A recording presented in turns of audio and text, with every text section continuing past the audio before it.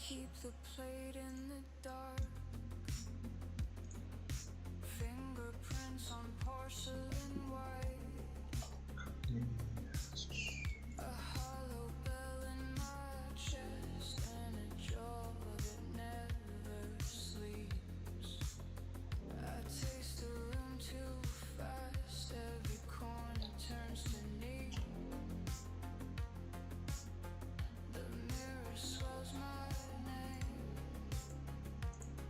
then bends it into green. Feed me slow, feed me deep. Something warm, something complete. Let's finish this for the night. Behind my ribs, behind my teeth. Black velvet appetite. Black velvet appetite. I take till the shape won't fit the night. Black velvet appetite. Yeah, let's finish this up.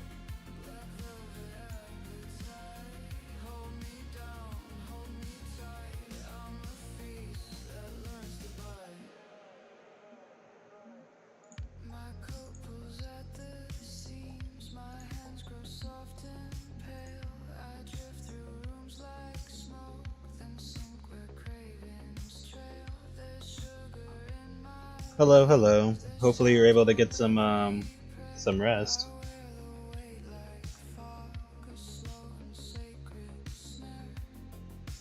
Feed me slow, feed me deep. Something warm, something complete. I hear the forks like rain behind my ribs, behind my teeth. Black velvet appetite. Black velvet appetite. I take till the shape won't fit the night. Black velvet appetite. Black velvet appetite. Hold me down, hold me tight. I'm a feast that loves to bite. The candle bent, the table grown. I am a room of hungry bones. No end in sight, no clean escape. I bloom in dark, how wide and I shade. Black velvet appetite. Black velvet appetite. I take till the shape won't fit the night. Black velvet appetite. Black velvet appetite. Hold me down, hold me tight. I'm a feast that loves to bite. Black velvet appetite. Black velvet. Damn. Well, I hope you were paid well for it. Leave the door, turn out the light. I keep growing through the night. Can't imagine doing something like that.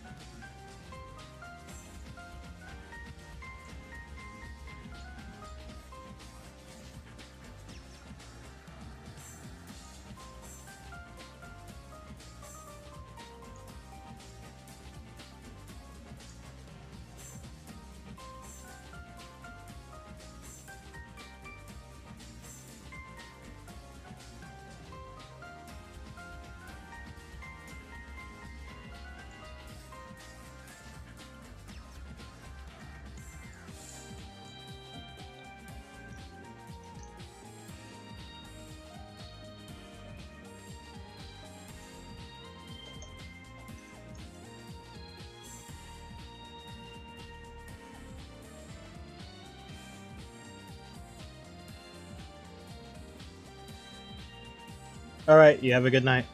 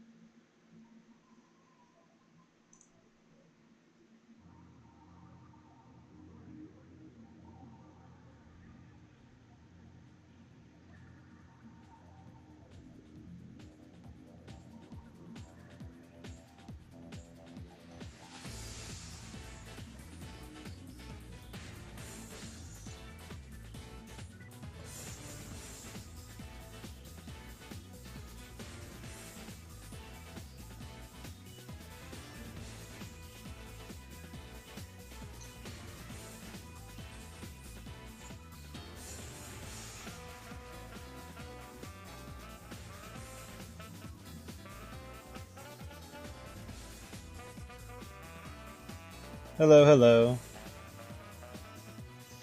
Yeah, she's doing a lot better. I think pretty soon she's gonna be able to just start driving on her own again, which is good.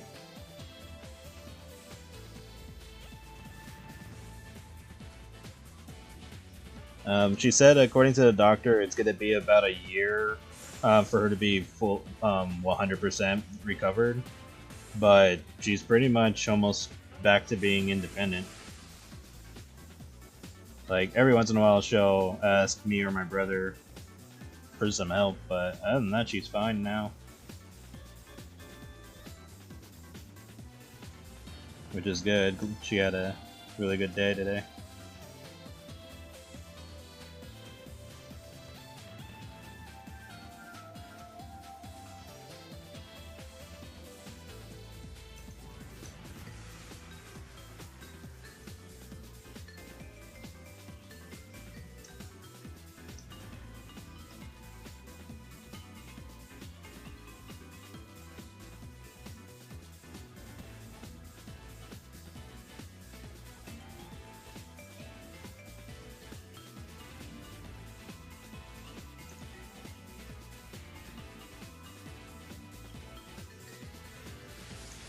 this a separate object for now.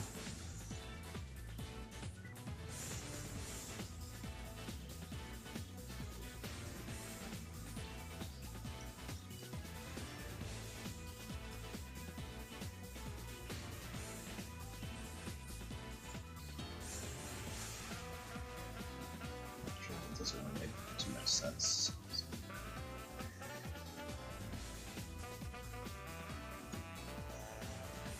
That's cool. And let's get rid of that. We go on Twitch to get rid of that.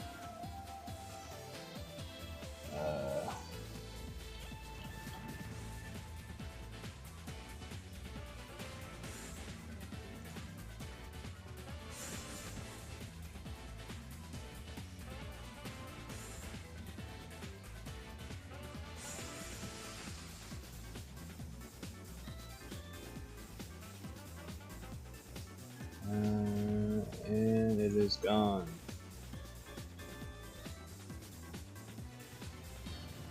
Hello, hello.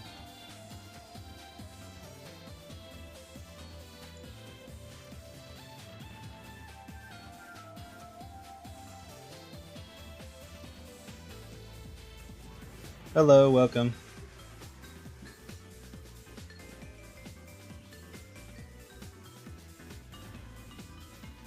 Just put random objects around here.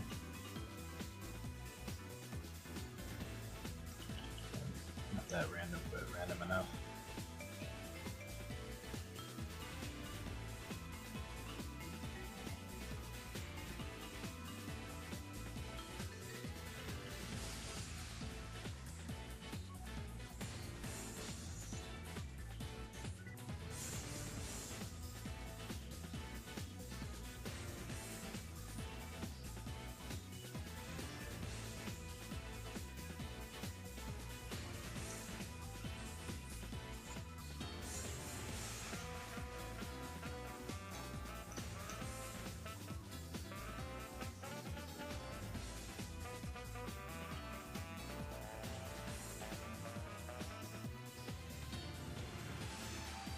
That's good.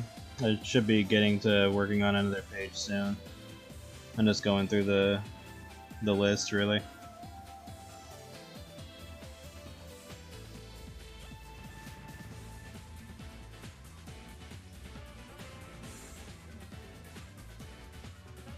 You just gotta be patient.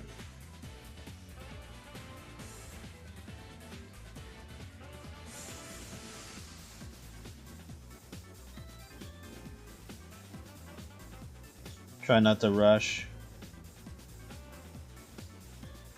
And then I think there's like at least a couple of different endings, kind of different endings, like different routes to get to certain scenarios.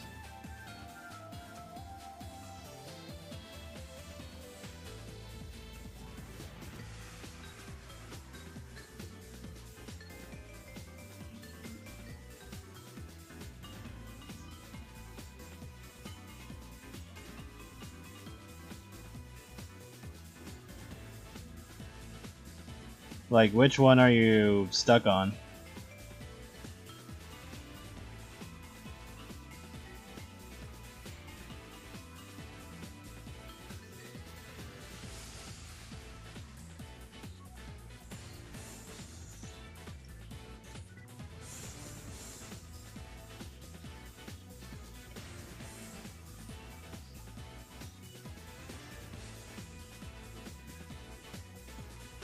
Like, it's been a while since I've seen the game, so I'm trying to remember exactly which is which.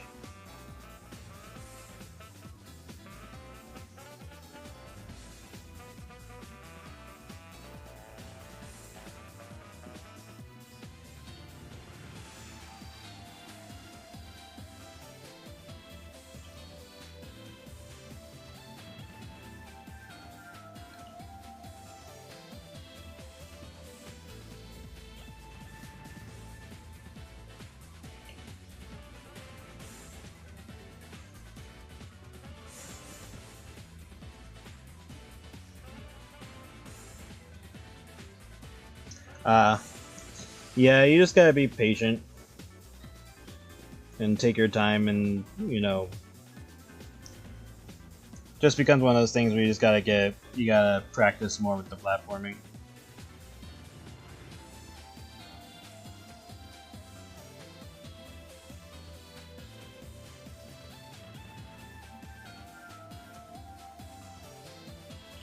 And if you're trying to do it with the keyboard, that's probably another obstacle.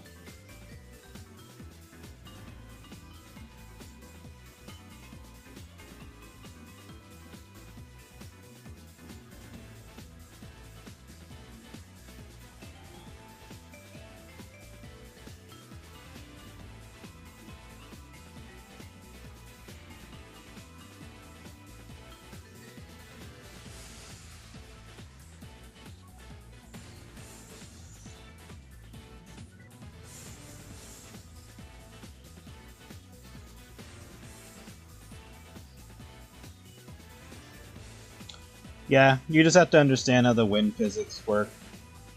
Because there's been like older games that have done the same shit. So it's not impossible, obviously. But you just have to take the physics into account.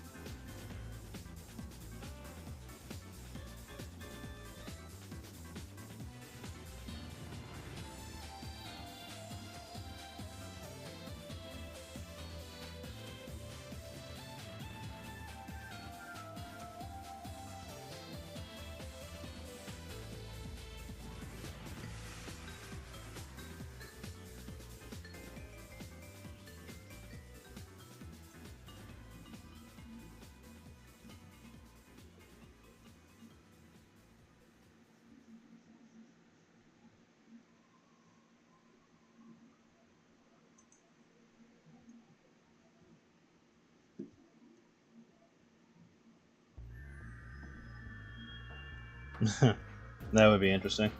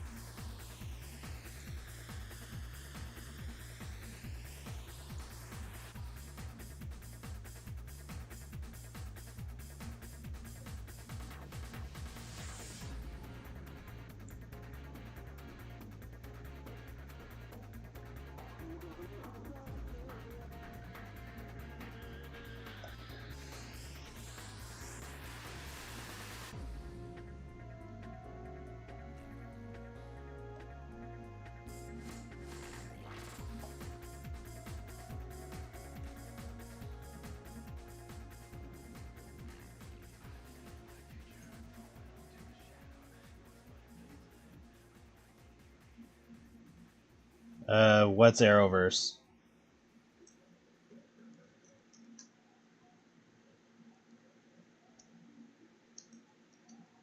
I kind of dislike that the multiverse thing has become more mainstream, I guess that'd be the best phrase for it, because, like, now everything has to be like, well, not everything, but it's like, I don't know, I feel people misunderstand the point.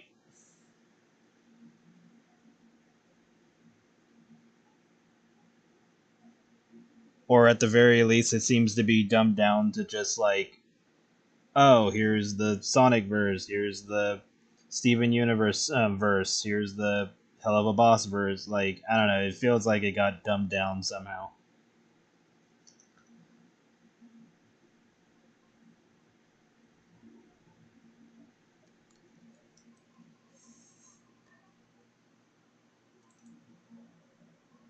Especially if someone doesn't know what you're talking about, you have to be more specific than just saying Arrowverse, because anything could be Arrowverse.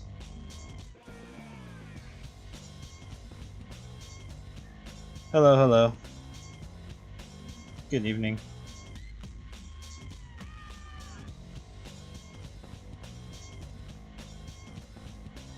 Going alright. Was working on the next Fat Lovers Club. Still have to do the coloring and shading and all that. And then after that, I'll probably do another Underground Collectors.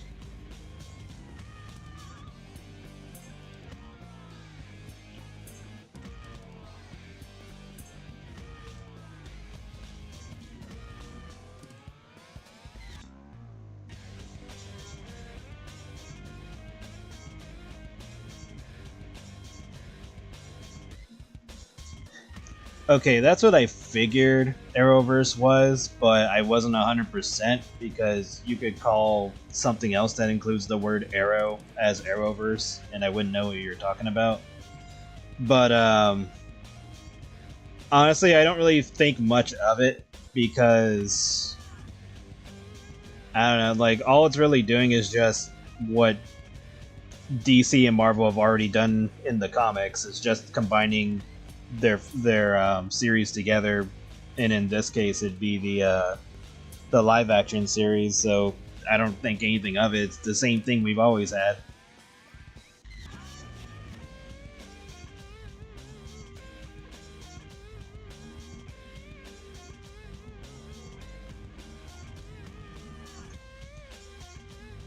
Like the multiverse thing has been a thing in comics and stuff like that for like decades.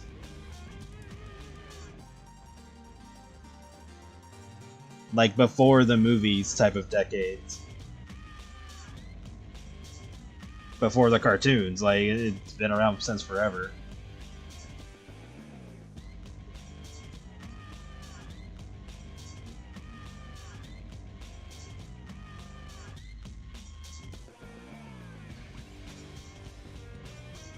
And then some people still don't know that Marvel and DC have done crossovers together numerous times.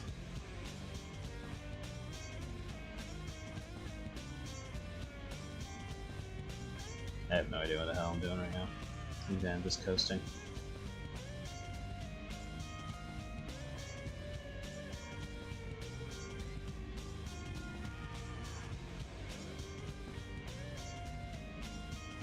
I'm like semi on autopilot.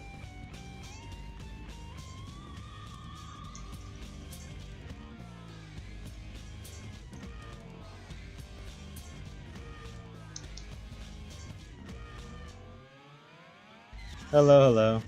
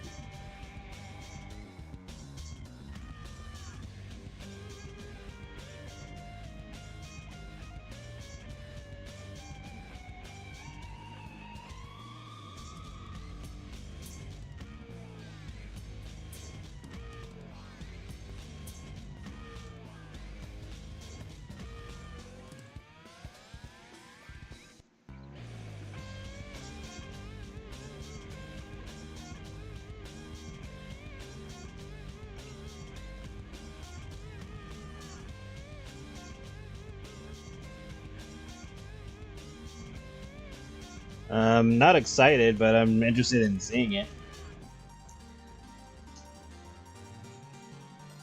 I don't really get excited for things anymore because I don't know, just feels off to do so. But like, I am interested in seeing how it plays out and look forward to it. But excited is definitely not the choice of words I would use for it. But that's just a me thing. Like, I'm a lot when it comes to emotions and emotional stuff. I'm pretty reserved in that nowadays. Like, I think after a certain point, for me specifically, I kind of just got tapped out on being what's the best word for it? Not overly excited. Spontaneous, I guess, with excitement. Like I don't do the thing that people do where they freak the fuck out about something and they're like screaming and losing breath and like they get lightheaded and stuff like that. Like I've never been that type.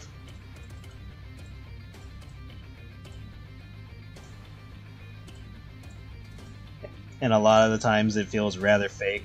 Like I've seen people that do it genuinely, but it always just seems off, at least to me. But that could be just because I'm very reserved with my emotions these days.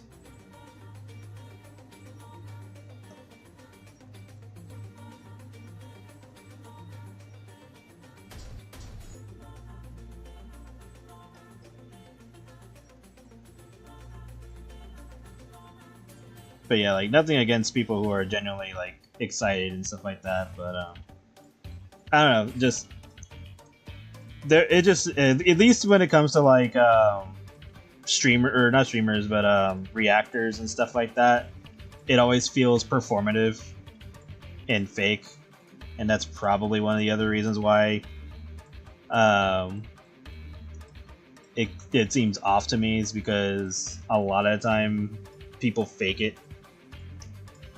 At least nowadays it seems more obvious.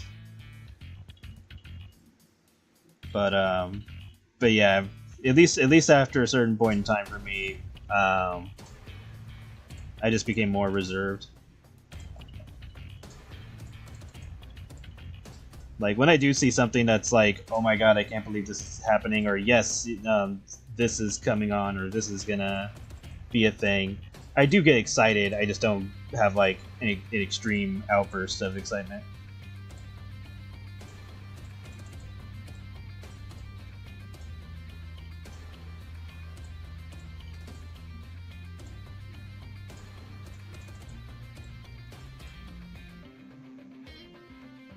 What do I think about Beerus? Like as a character or the remake movie that's coming out? Like again, you got to be more specific with your questions because there's so many things I could consider that you're talking about.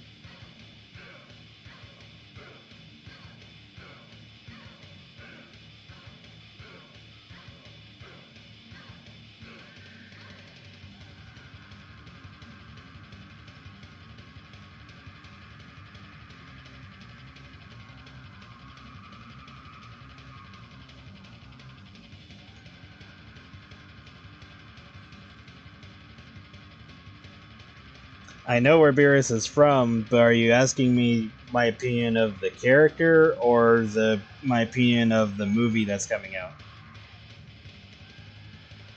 Like, I know who Beerus is, but what are you asking me specifically?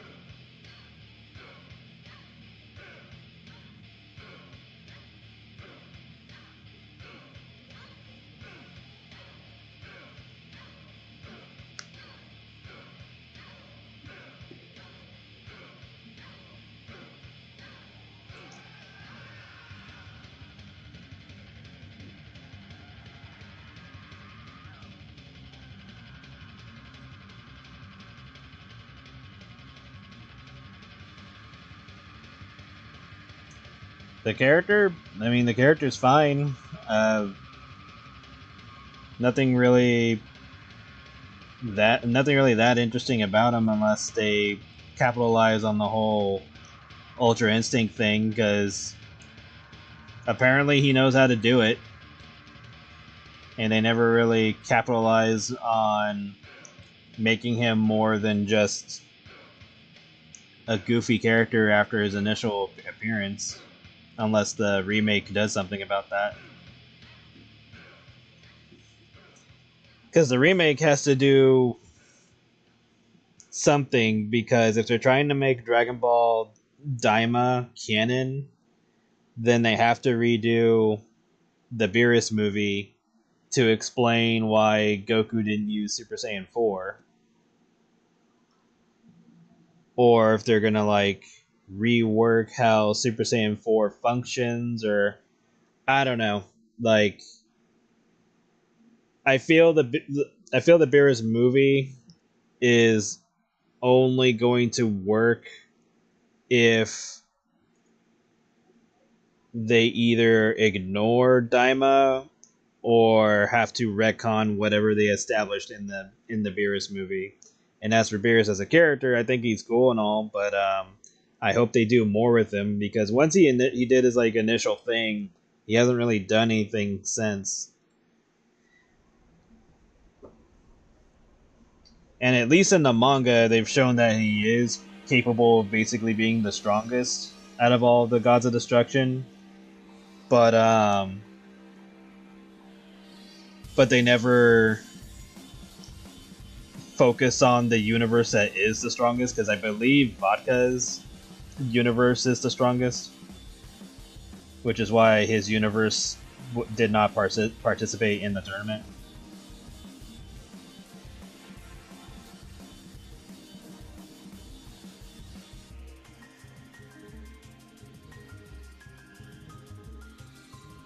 But it would be interesting if they did a little bit more with the characters, rather than just saying, oh hey, you know, these characters exist and they're really powerful. I'm like, okay, cool. Were we gonna see them do anything? Nope.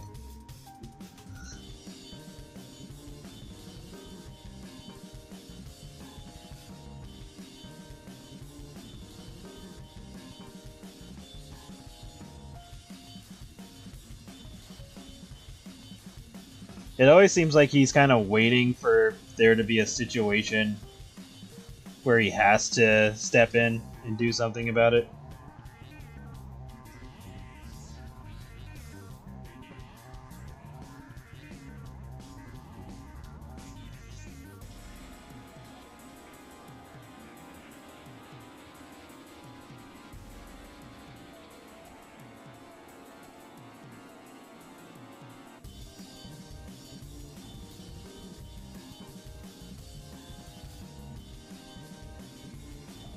He's probably done more in the manga.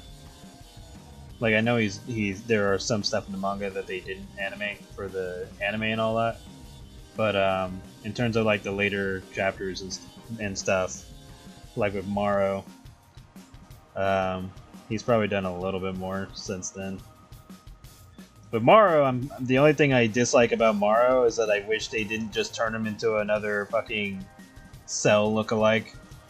Like, he was perfectly fine as like the old man deer or the old man goat, and then they fuck up his design. I was just like, damn it. Why is it that every time we get a cool character design, they always just end up looking like fucking Cell?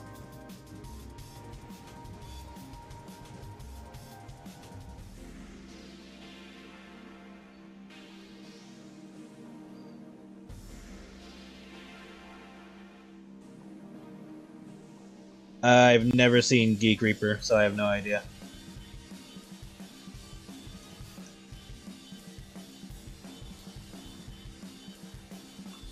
Or if I have, I haven't seen enough to know anything about them.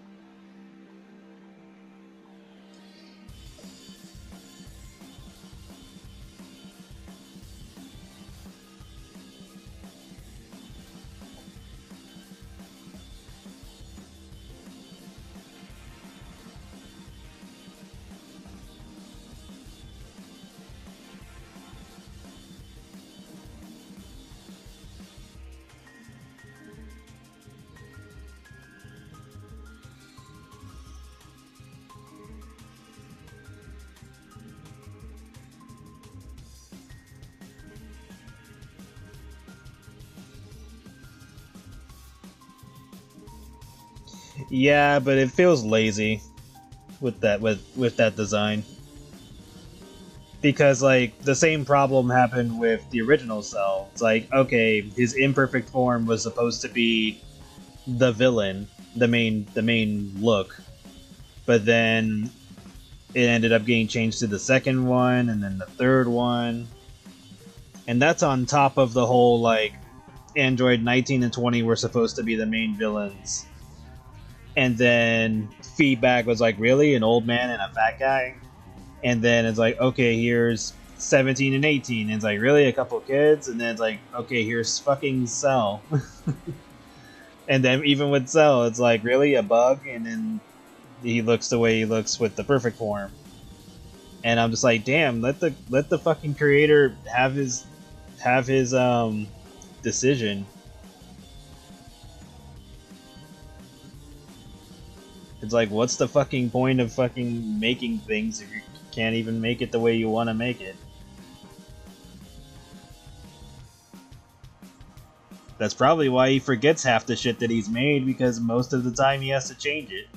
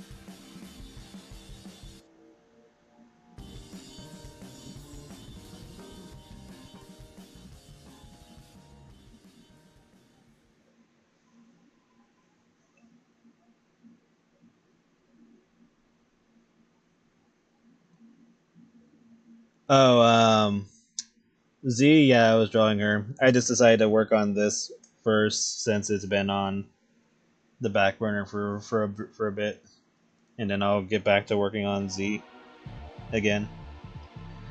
Uh, so does the character have any context besides the vid? Yes. Basically, she, along with several other characters that will be appearing soon, they basically just live in a city that is best way to put it. It's basically like a city that you don't really get to leave. Like, it's almost like a class thing where you're just born into a bad situation and you have no choice but to live it. And in Z's case, she has troubles with certain addictions. Like, I mean, pretty much all of the characters have this problem, but it like varies on how it's varies on the context. So in Z's case, she has a problem with going to a place called Black Lips, which is kind of like a form of intoxication. It's almost like alcohol, but worse because it makes you more relaxed and happy. I get well, happy may not be the right word for it, but it definitely gets you on like a certain type of high. But it's more like it's different from like taking narcotics, but it makes you hallucinate basically. And so she tends to spend a lot of her hard-earned like that's like another issue.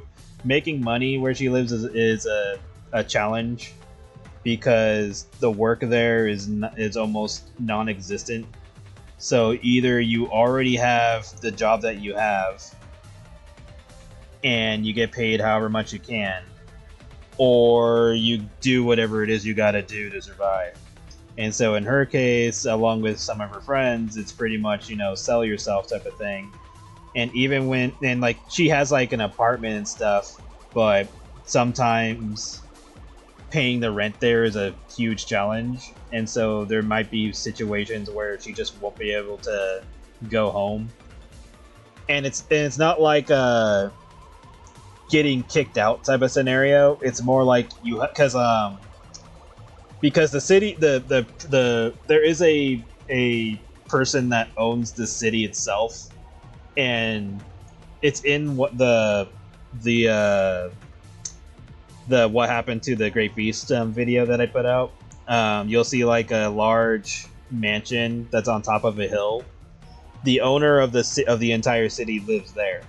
And so the idea is that if you go to that city or were born in the city, whatever the situation, you are given an established living area. But if you can't pay rent, you simply just lose access to that area or to that room or home until you're able to pay your way back in. So you don't lose anything. Like if all of your stuff is in your apartment or home or whatever the case may be, you don't lose anything, but until you're able to pay your rent, like even if it's just for 1 month, um, you lose access until you're able to pay something to pay at least for another month. So it's almost like having a subscription to your house, and luckily none of your shit gets thrown out or lost, but it's just going to be sitting there until you return. And so in Z's case, her problem is she has a very bad habit of spending her money on shit that she doesn't need. And she's trying to break that habit, but it's incredibly hard given the city that they live in. And the sad part is like, yeah, it's like a ghetto, but it's like a worse ghetto because there's like different layers to the ghetto. So you have like high, it's like everything's bad, but it's like you have high, medium, and low, and probably even lower than that. But yeah, it's just like Sable City is a place that you should be more than happy that you don't live there. And if you do live there, good fucking luck.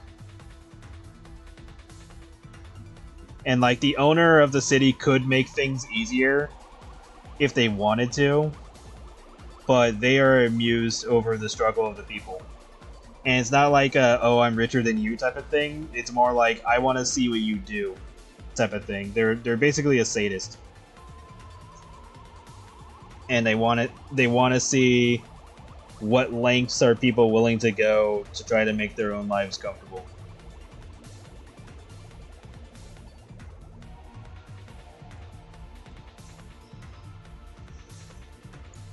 Even if comfortable means you're getting high as fuck just to ignore the city for like an hour or however long that you're doing it for.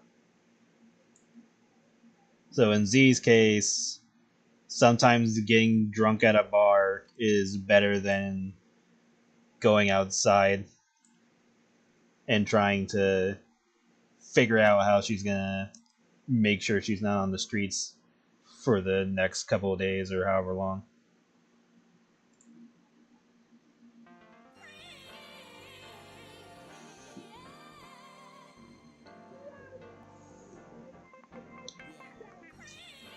And then more characters are going to appear. There's at least 3 more.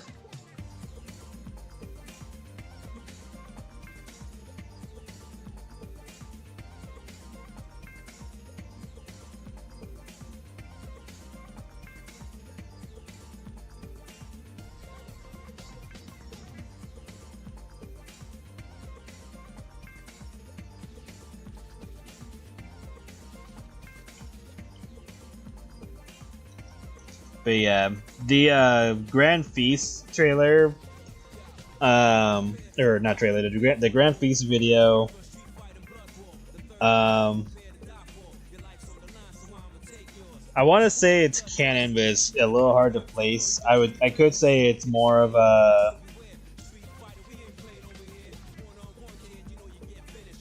what if scenario, I guess.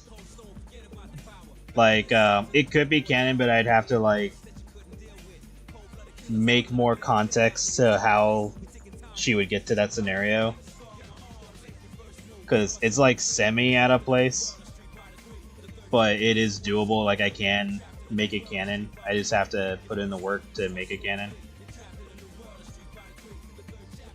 Because I would like for her to be in that situation, but I want to build up to how and why.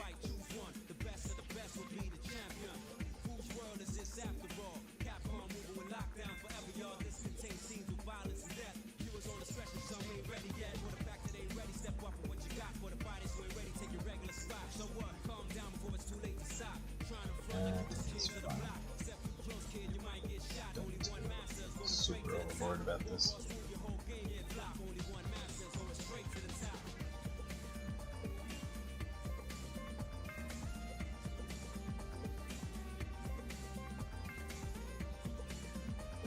If it ends up not being canon, I would probably take some elements from it to make it canon.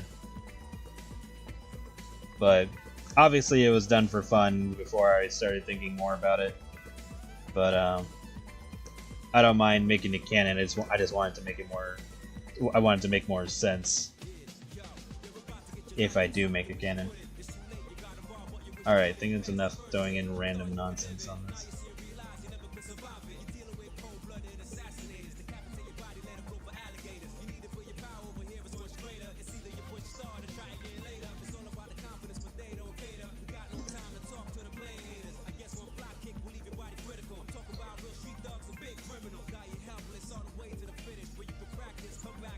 Speaking of context, what's with the currently the character that's on the screen, like right now?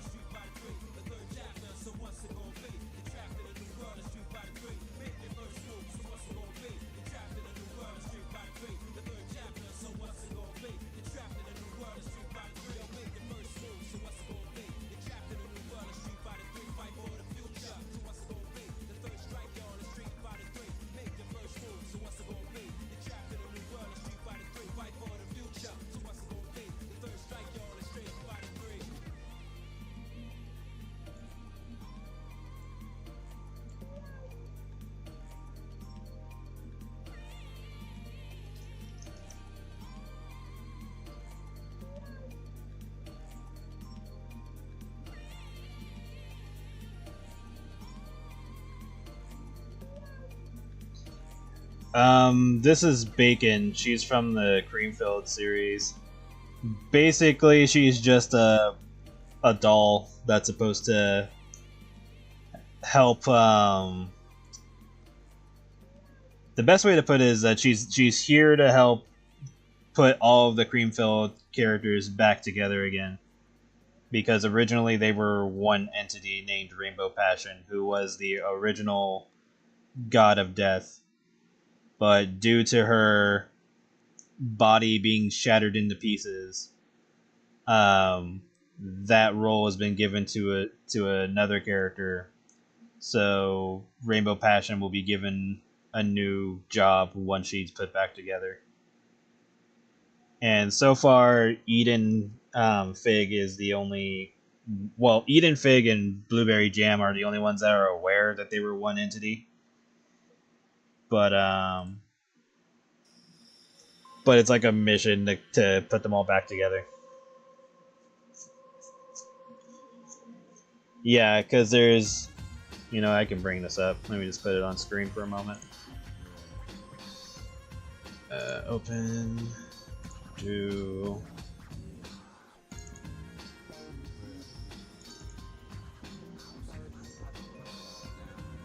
Yeah, there we go. So here's the list. Pomus needs to be changed because she has a different design now. But let me get a red pen. All right, so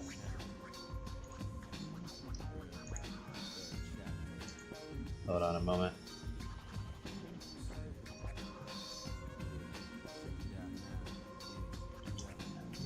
That's thicker.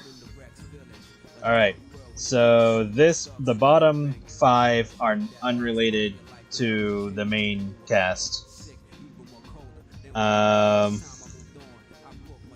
This one right here, that is their original body. Rainbow Passion is their original body.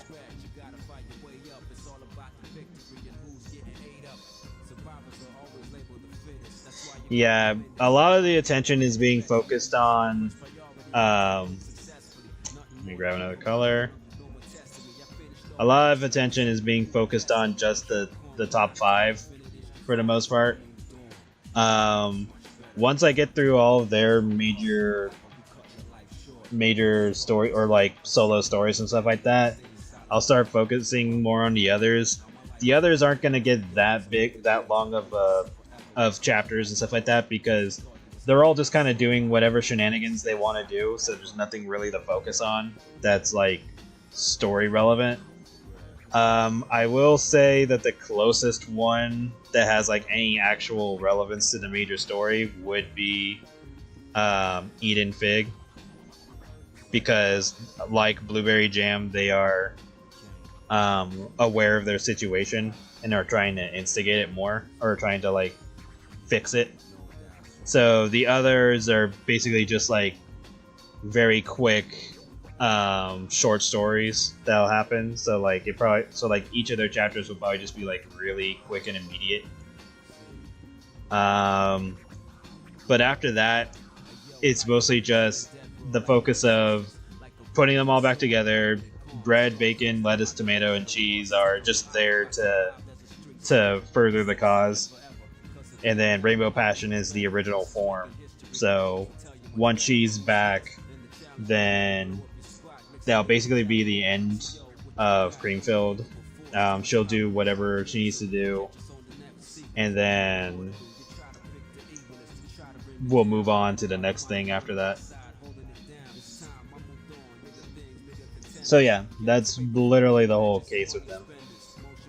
The bottom, like the bottom 5 were not created the same way the others were, because these 5 were created by a different god, and his whole purpose is just recording history type of thing, or recording major events, almost like a watcher, like Marvel's watchers type of characters. He's like that, but yeah, he just made these 5 to help out Eden Fig in order to get everything else to happen. So yeah, eventually we'll get to that.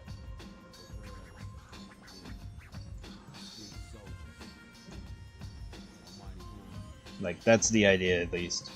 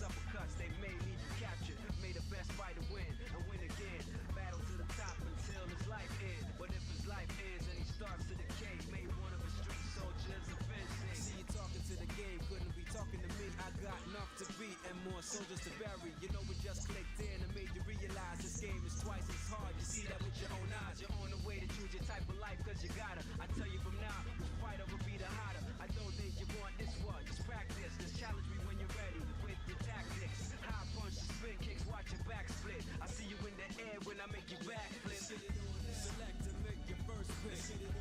10, 9, 8, 7, 6. Choose and pick the best one. 5, 4, 3, 2, 1. Select to make your first pick. 10, 9, 8, 7, 6. Choose and pick the best one. 5, 4, 3, 2, 1. Select to make your first pick. 10, 9, 8, 7, 6. Choose and pick the best one. 5, 4, 3, 2, 1. Select to make your first pick. 10, 9, 8, 7, 6. Choose and pick the best one. 5, 4, 3, 2, 1.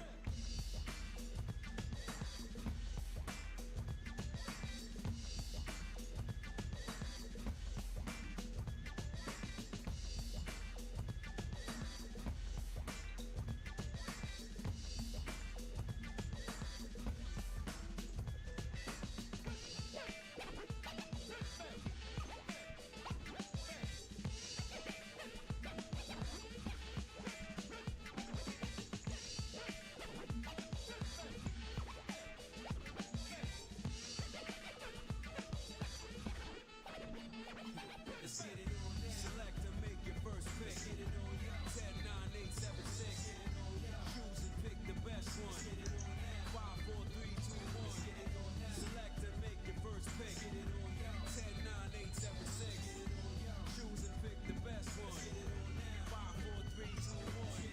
Select to make your first pick. 10, 9, 8, 7, 6. Choose and pick the best one. 5, 4, 3, 2, 1. Select to make your first pick. 10, 9, 8, 7, 6. Choose and pick the best one. 5, 4, 3, 2, 1. I know you got your options, so pick the right thing. Some choices to make, a mad rockets to bring. I'm just hooked on it. Dark bodies who want it. I don't know where you got your skills from. Jump off it, bring it on. Any opponent or contender. Good morning. Stop this with guns or objects. As far as I'm concerned, yo, it's only one topic. 20 street fighters from bare hands to toxic. Damn, it's already past 10. I'll be the master. I can teach you. It's already been an hour. One false move, kid, that'd be disaster. I'll beat you endless and continue the day after. Street Fighter 3, that's right, the third chapter. This game's for real, no lies or no actors. Pick your character, don't wanna represent your life. Start with anybody, so make your choice right.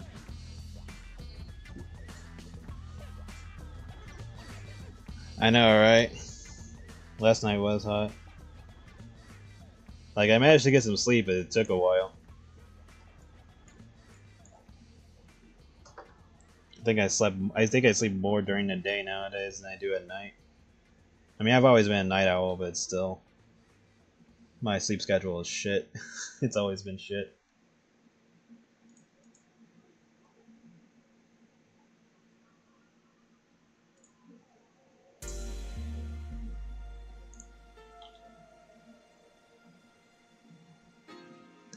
Luckily, I do get sleep, but it's like at random times.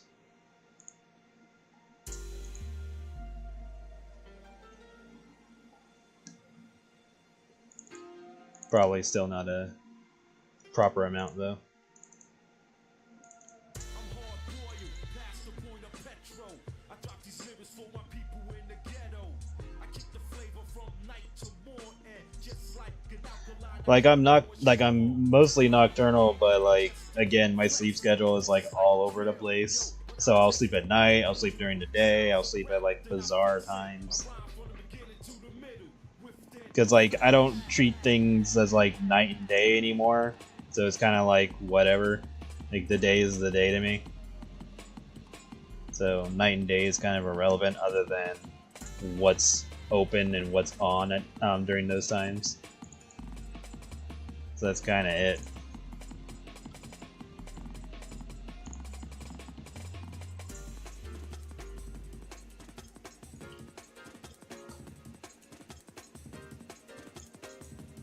And that's likely because of what I do. So time is kind of irrelevant.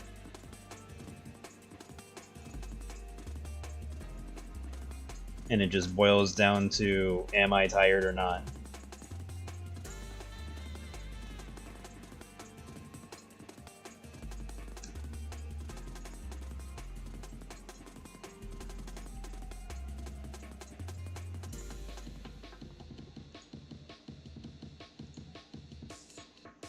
I hate to disappoint you, but you living kinda foul. So, yo, pack your bag, kid. You got to go to the drawing board. Cause I ain't going for the whack stuff.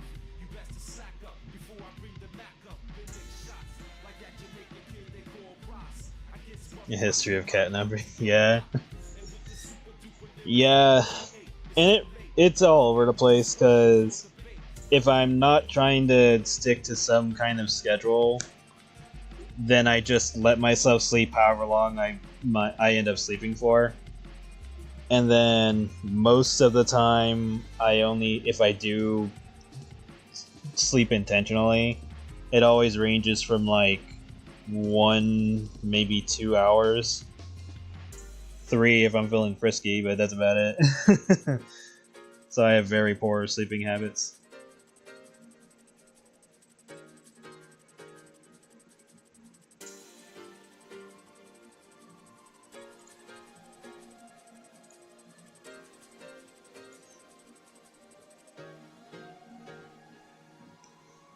It's like, whoa, 2 hours or 3 hours, daring today, aren't we?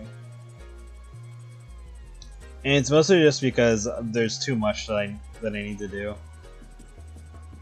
and try to get done.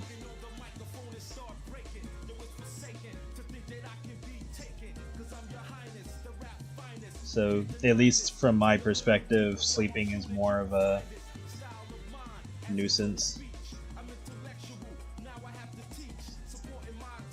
Now the question is, do I want to color you like normal, or do I want to color the way I normally would a background?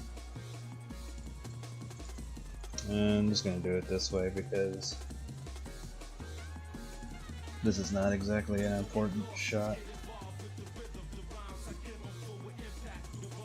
Or important picture.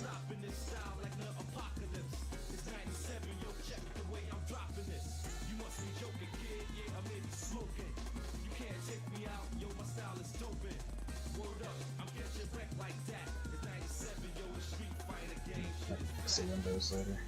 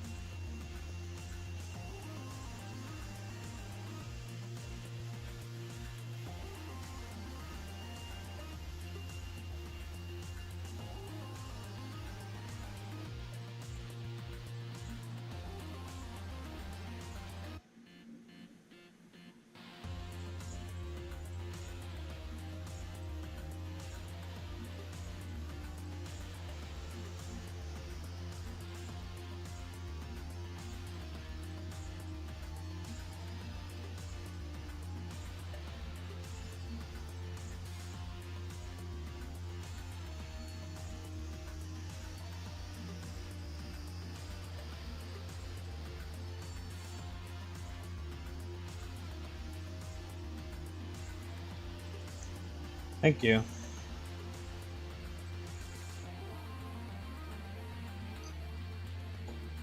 Meant to get it done sooner, but kind of drifted into other stuff.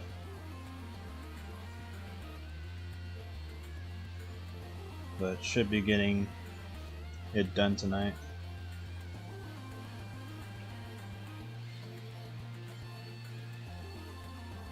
I mean, it's just the background that's left, so it's not like it's gonna take a crazy amount of. It's not like it's gonna take several days to do or anything like that.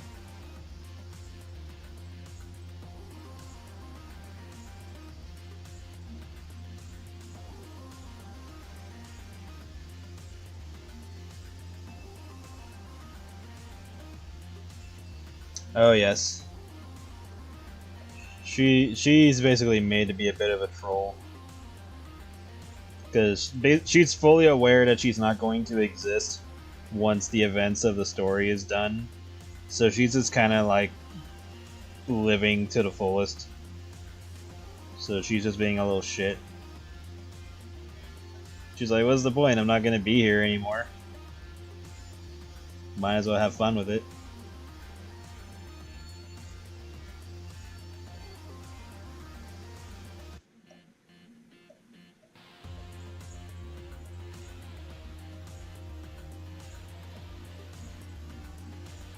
And she's still doing her job, so she's not like one of those types of characters that's like, oh, I don't exist, so I'm just gonna rebel, blah blah blah. She's like, no, I'm doing my job.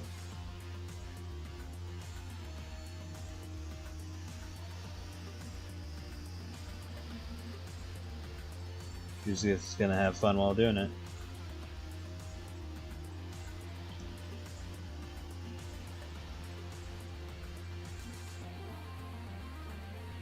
And the same kind of applies to the others. Like, they're fully aware of their situation, so they're just gonna do their job and also have a bit of a personality. Because they could have easily just been stripped of their personalities and just been mindless drones. But they were given some autonomy and intelligence and all that. Yeah, all of the BLT, Team BLT, their whole job is to ensure that the Creamfield cast combine back into Rainbow Passion. And they're helping Eden to accomplish this.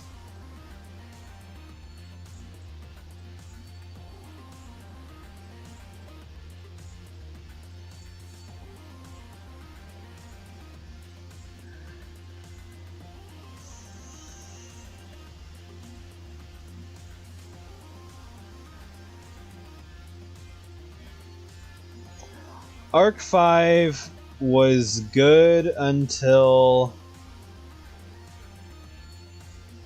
Well, one, I want to say they spent way too much time in the 5Ds dimension. Like, they spent way too much time on that. Two... I wish they had spent more time on rituals. Because for some fucking reason, rituals just kind of didn't get any real attention. Like, I think it shows up like maybe 2 times. It shows up with one character who uses it with flip effects, and another, I think, with Asuka, if I remember correctly. I think she uses rituals. But, like, they just completely sideline rituals, because it's like, it's a whole other method. I don't know why they're not doing anything. It sounds like a team from Ruby. But yeah, like 5Ds. Okay, honestly, I was fine with pretty much the majority of Arc 5 until they got to the part where Zark came back, because I don't know why the fuck they thought that making Zark look like just another fucking fusion monster, make the main character look like a monster bullshit thing was a thing where it should have been back to his original human form. It should have been the original character. And for some fucking reason, they made him into a monster, and it's like, oh, it's Yuya, but he has like monster stuff coming out, and he looks all beast-like, and blah blah blah. And I'm like, guys, why the hell did we fuck up a character that would have been so interesting? Because everybody was interested in seeing who Zark was, like as a person, and then they didn't even do it. They just made it look like, up, here's another combined with the monster thing. We've already done it 3 other fucking times. I guess we're gonna do it a 4th time. We did it with Merrick. We did it with Paradox. We did it with Franz. We're gonna do it a fucking again for a 4th goddamn time, and it's not even that interesting. We spent so much time building up who Zark was, and then we don't even show him.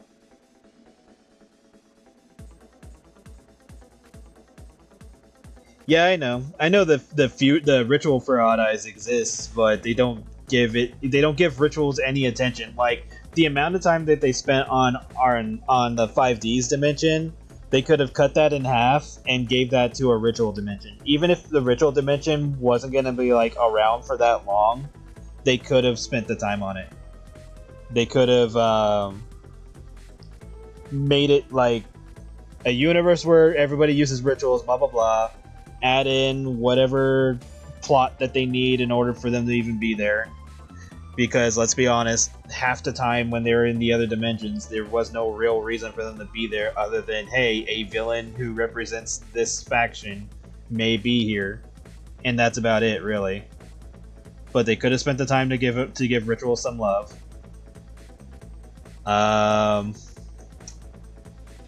That's kind of it.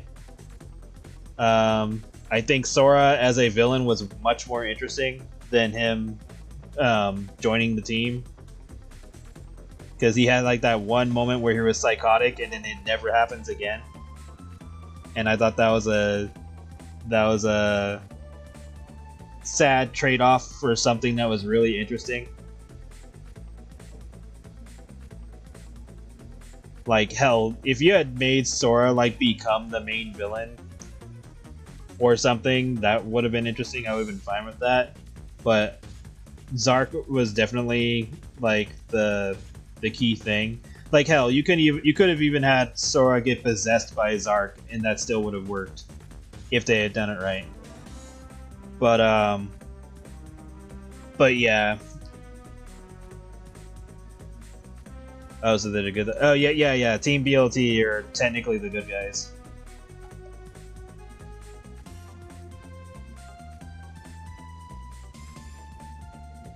Because the Creamfield cast, like, they're all technically neutral. If we're talking about good and evil, they're all neutral.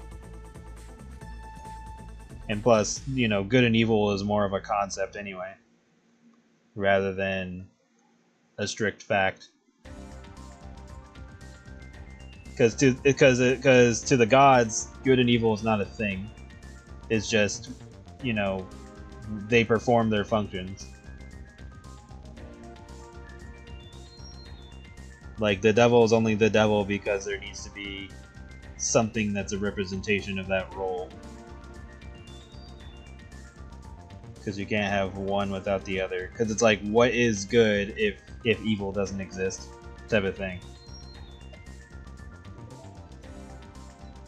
That's why I always think that there should be a situation with Kingdom Hearts where the light are the villains.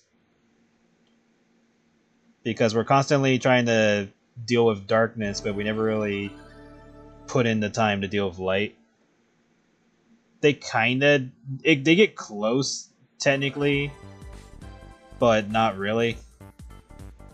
Because they still treat darkness as like a overwhelming, like, villainous threat. Even though we haven't had any character that fully represents darkness other than the character named Darkness in in Kingdom Hearts Union Cross. Like, we have a character named Darkness, but they don't really do anything important. Or, like, anything that's super relevant in terms of, like, this is like, the major threat.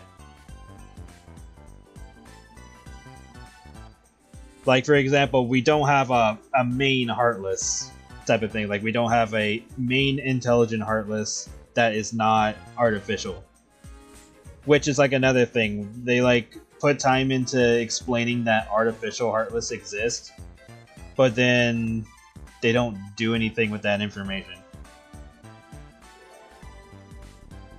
Because it's like, you know, all the Heartless that have the emblems on their bodies, those are artificial. And then we have the pureblood ones. And I'm like, okay, cool. What are we going to do with that? Nothing. We have done nothing with that information for several games.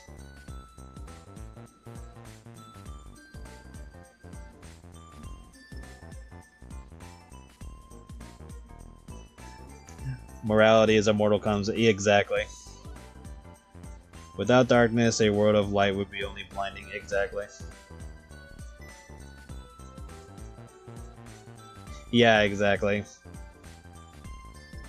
It's like, protagonist is more of like the view from the audience rather than somebody being deemed the protagonist by like the heavens. Like, unless God came out today, or tomorrow technically, if God came out in the morning and was like, hey guys, this one person over here, that's the main character, all of you, all the rest of you are fucking NPCs and support characters, and then there's like one guy that's also the villain, just letting you guys know that, like, what would fill people's thoughts of that kind of concept? Knowing that your lives revolve around these two particular people.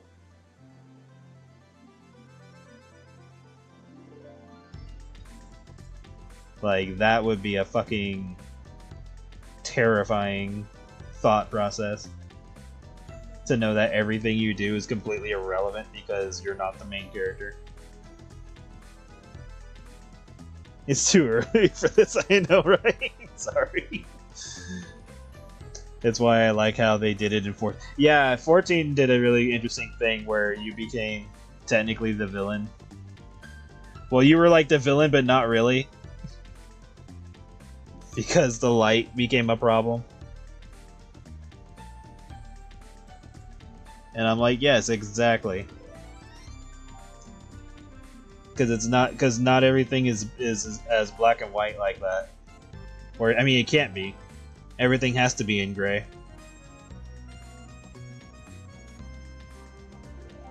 Because if everything was black and white like that, it'd be very interesting to see how people deal with such a concept. Because, like, if you could 100% say that something is good and something is evil, then how would you deal with that?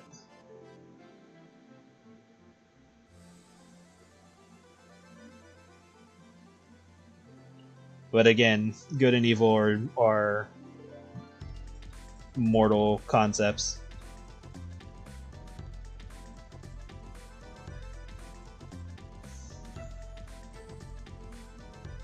Yeah, that would be a huge existential crisis if you found out that your whole lives revolved around two specific people.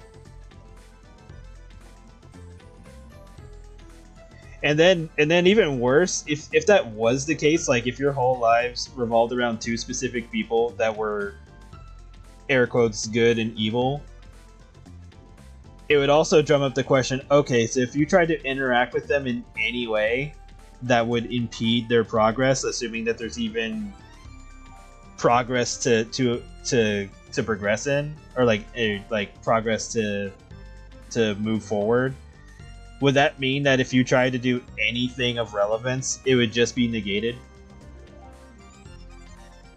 Like, if you tried to kill the main character, would just, like, some act of God happen where either the main character is revived or you just get defeated by some bizarre shenanigans?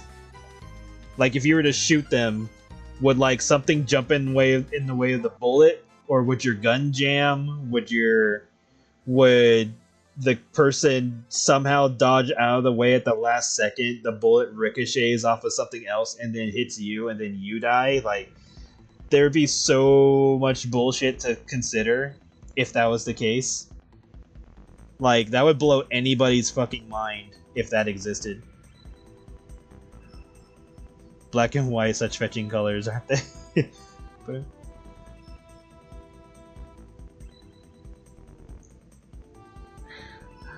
well, you can always throw black and white onto other colors. Like, you know, black and pink always look nice. Black and red looks nice. White kind of depends on the situation, but usually like white and blue, white and yellow, white and pink. Like, there are always going to be forms of colors that work. Black and green looks cool. Like, it'll work.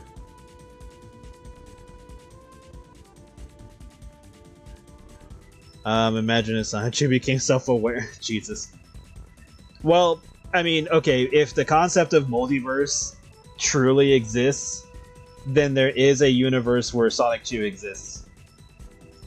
Like, you're just gonna have to think of it that way. If the multiverse exists, that means every single possibility of anything exists in some form or fashion.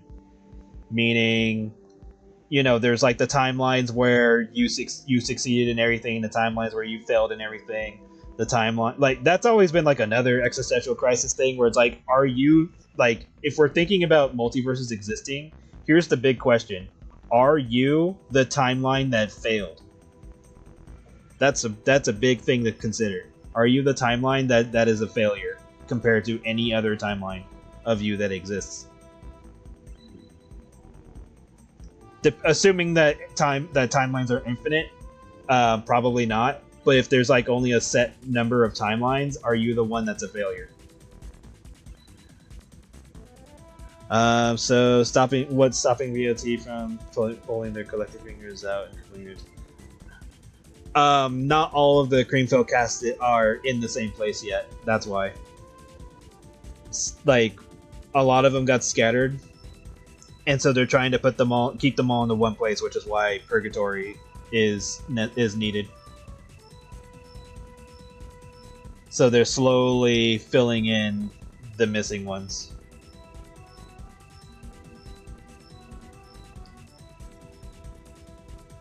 That's why there's going to be a situation where certain members are just going to like show up as if nothing happened.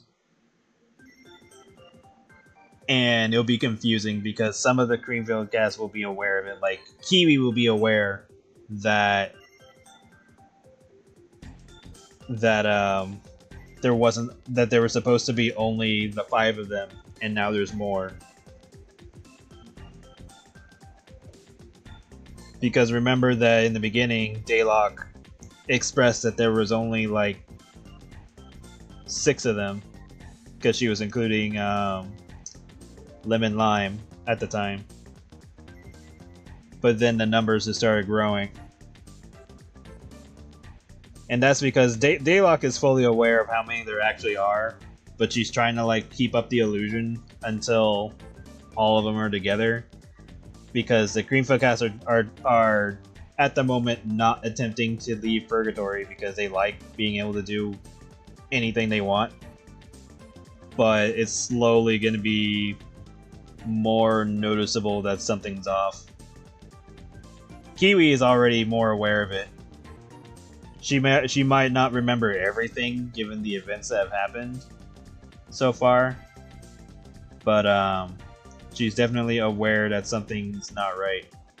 And then Jam is 100% aware of it. She's just feigning ignorance at the moment because she has no reason to speak up about it.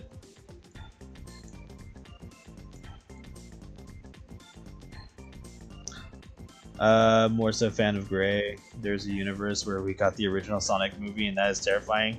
Yeah. Even if one is not the prime timeline, saying fuck it, I will make my own destiny to rise and overcome would be a gigabyte of energy. Yeah. And that's like another thing. We'll never know if there is such thing as a prime time. Because like time can only, as far as I'm aware, as far as I've thought about it, time can only go two ways. It can either, or three ways technically. It's either linear, where there's a a past and a future.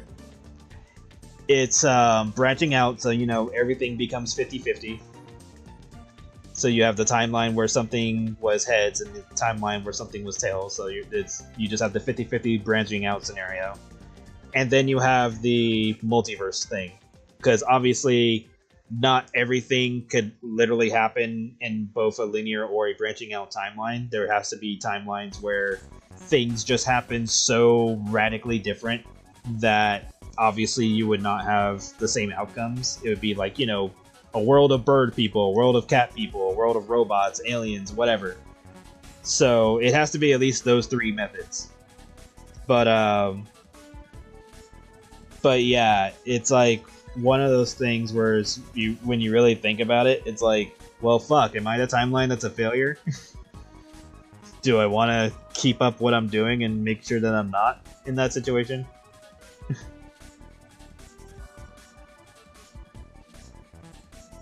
Yes, exactly. It's not really a prison. It's more just a place to get them all so that way Rainbow Passion can come back.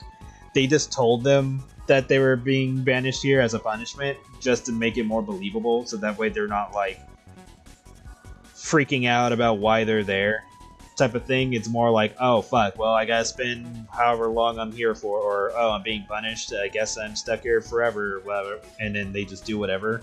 Like they're already given a situation where where they can be entertained. It's like, oh, I can do anything I want, everything resets every week, or however that works type of thing. That's why they've made no attempt to leave,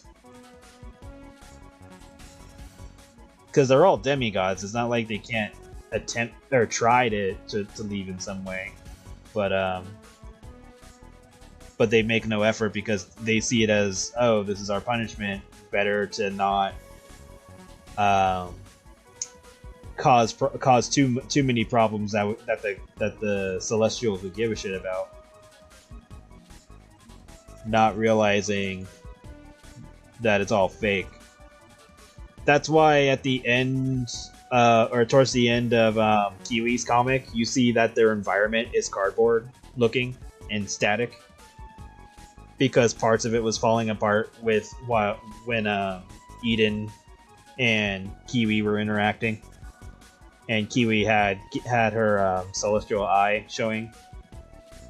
Because that was the first step. The first step was to confirm that the demigods even had fragments of being a celestial intact, and so Eden Fig chose Kiwi for that experiment to confirm that yes, they still retain those abilities. Because at the end of the episode, we see that Eden Fig has her own celestial eye, because during the comic, when she's going up against Kiwi, she's using a different eye that is not hers. She's using the one that another god had given her. Then once she's removed it already, I show that she has her own eye that's in the same position that Kiwi had.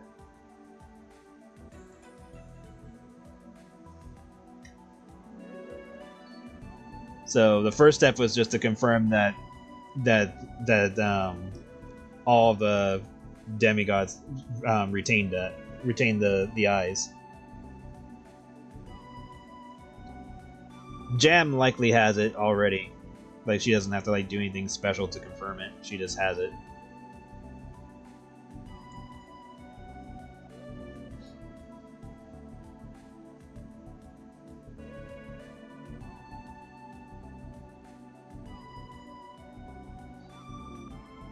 Yeah, that's why they're giving the ability to fuck around, because it's to keep them distracted.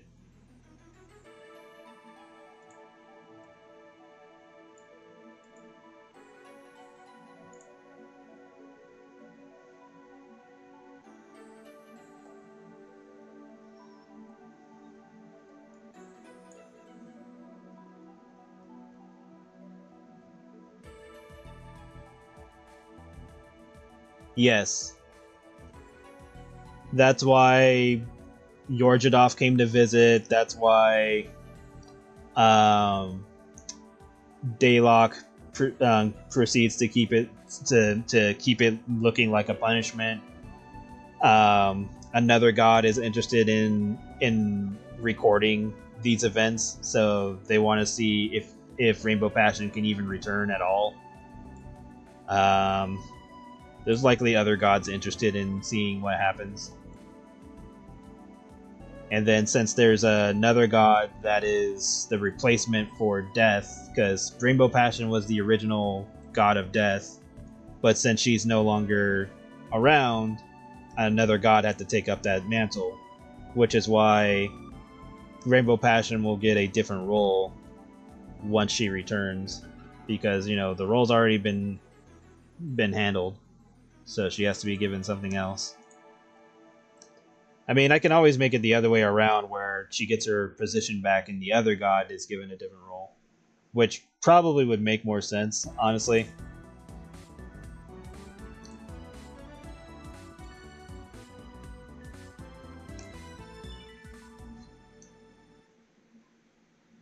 But we'll see.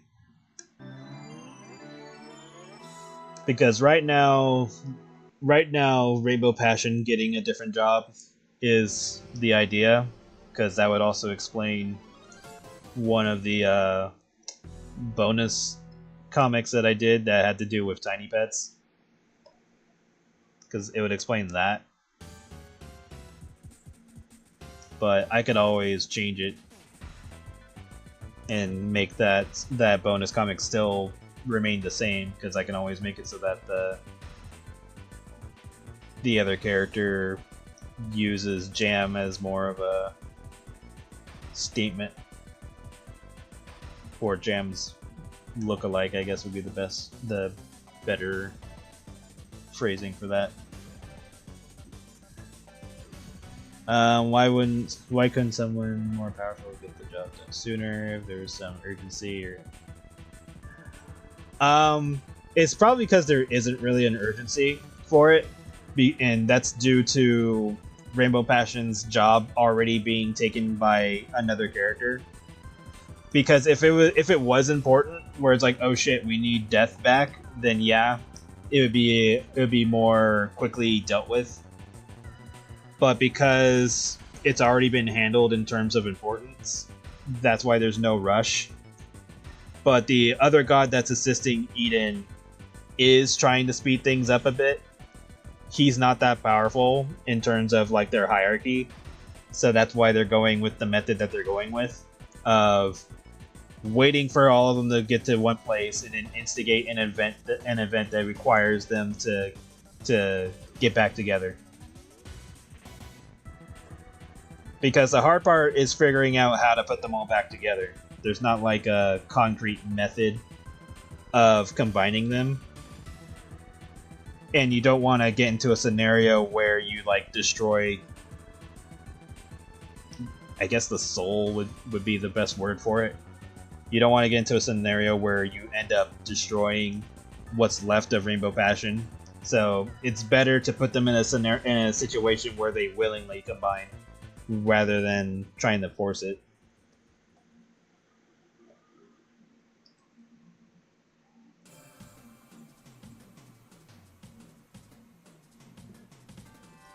The one who split Rainbow Passion was Immortal, who had god weapons, which begs the question: why were god weapons created in the first place?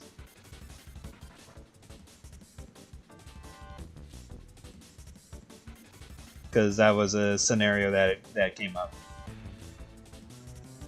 So yeah, it was during the time where mortals were still not accepting of the gods being a real thing, and they were given the ability to fight gods merely to see what they would do.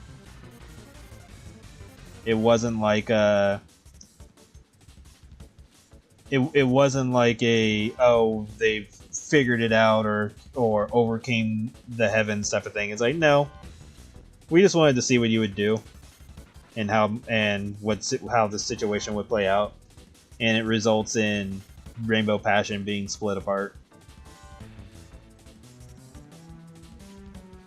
because she didn't take the mortal seriously.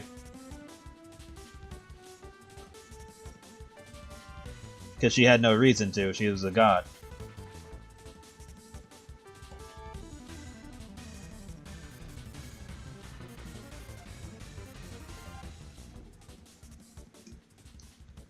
It's almost like the concept of like, oh, what's this little ant gonna do? And then you find out that the ant is fucking like one of the most venomous things in the planet or some shit like that. It's like that kind of situation. It's like you did not know the danger until it happens.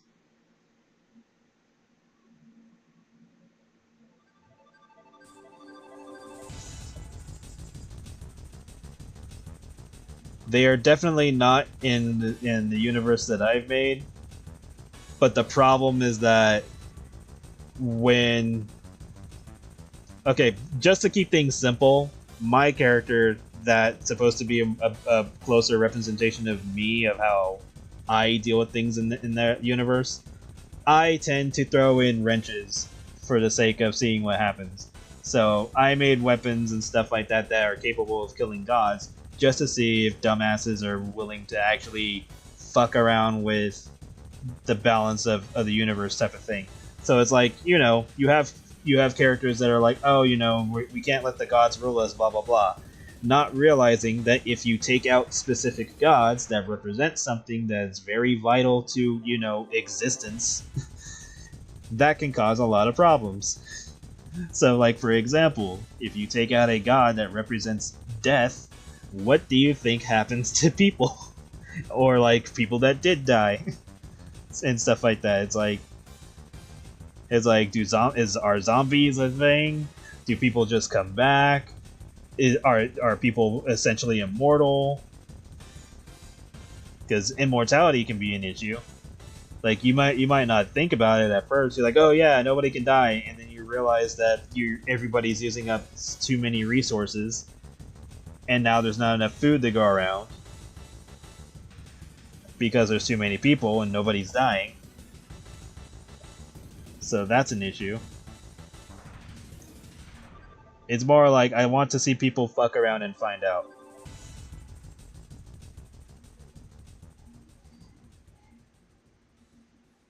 I have no idea. I've only seen like the first, like the most I've seen of Chainsaw Man was up to, I want to say, when that redhead chick started squishing everybody. I think that was about it. That was like all I saw. And that was like the first few episodes. I have not seen the rest of Chainsaw Man, so I have no idea what the hell happens. And this was like years ago. And I only vaguely remember it.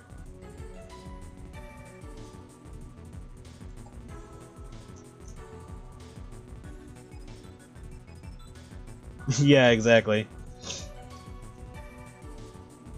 But yeah, like the gods technically can't die. They can only be broken, which is Rainbow Passion's current state. And then the odds of killing a god is like so dramatically low that is practically non-existent, and Rainbow Passion is like only the only exception so far, and even then she's not technically dead. But even if she could die, you wouldn't want her to. And then the gods can't kill each other. There's no point to it. And they all represent different things. That's why you have a god of destruction, a god of life, god of death, god of the heavens, god of hell. God, like there's a god for literally everything. Some of their roles were given, or some of the gods have multiple roles, so that way there's not like a literal god for everything. There's more of like, okay, here's one god, they represent like 5 things. So some gods have more jobs than others, and that's just because they're closer to the representation than another one would. Because like originally Yorjadov had the ability to just destroy things because she could just devour and eat them, but because of her accidentally swallowing Daylock and it took them like what, a few years to get her out, Yorjadov doesn't do that anymore. That's left up to Viro and like one or two other characters.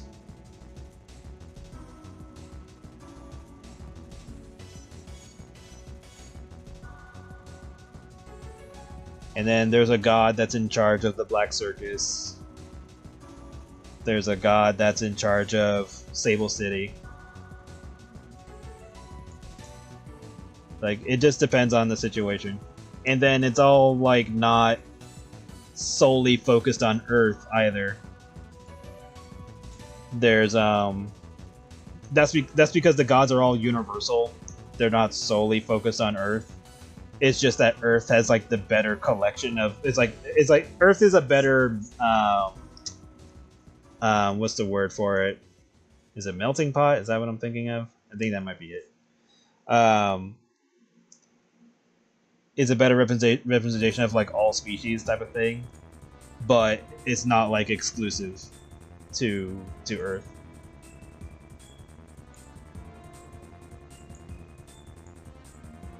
That way other stories can take place on like different planets and stuff like that.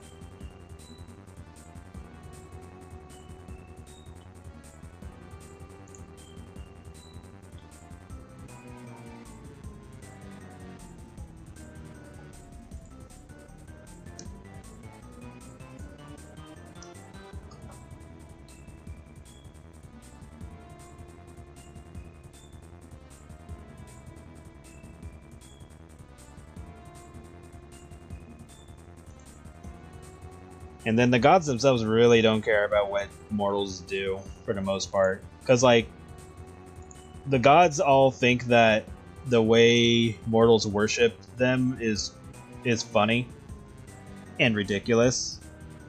Because a lot of the time they think that, oh, we gotta perform a sacrifice, and the gods are like, wait, what? Because they think that's, like, psychotic. Which... there is a god that represents all that, so they get a kick out of it, going like, "Oh, look at this dumbass thinking that this is gonna appease us."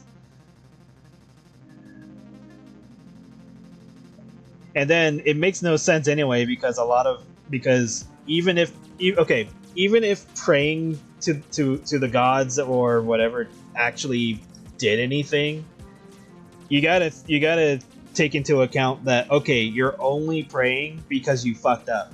You're not praying out of genuine care. You're praying because you felt you did something wrong, and you're trying to fix the problem by praying or doing whatever form of apology that you think a god would give a shit about. So it's not even genuine. Because all mortals do the same shit. They're in a bad situation, and then they start praying or whatever, and then it's always to man-made religion stuff. It's never to like actual functioning deities, because mortals aren't going to know this anyway. They're not going to know that whatever it is that they've been taught throughout the centuries is all made up bullshit. Binding Light Task Force. Imprisoning a god can work, though is not that effective. Far more devious is to split a god. Yeah, exactly. Like, trying to bind a god is a lot more trouble than shattering them. And even then, the method to do it the method that was used for Rainbow Passion was more of a one-time thing, because the method was immediately taken away after it happened. Like, the object still exists, but the odds of getting it back are extremely low now. So that was more of a, okay, we would not expect that to happen, and it's not going to happen again type of scenario.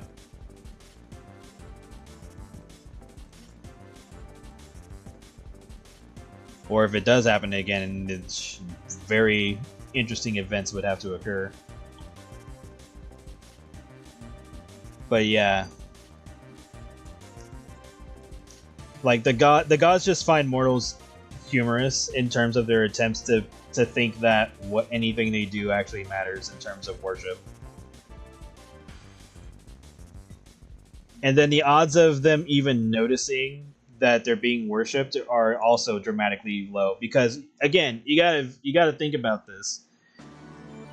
A small group of people on a planet of one of infinite numbers that could exist in the known universe, and you think that a god that's supposed to be in charge of whatever it is that they're in charge of out of the entirety of infinity is going to notice like less than a point zero zero, like let's just say billions of zeros and a one, and you think a god is going to notice that? And even if they somehow did notice, it would have been like the most random shit ever. It's like, huh? What? Like it's like having a small needle prick your arm, and you just kind of look over, going like, "What the hell was that?" And you like rub your arm. You're trying to find what it was that pricked you, and for some reason you can't find it.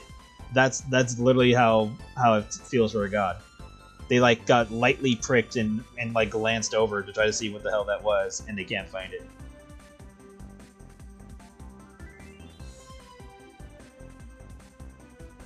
Oh yeah, the apology prayers are the ones they get the most kick off, because they all think like, oh, this person thinks that if they go to their little religion box, say what they did and drink some wine, that they're suddenly forgiven for running over somebody, or for stealing, or for committing mass shootings or some bullshit. Like the gods get more of a kick out of the idea and concept of whatever it is people came up with than the actual action.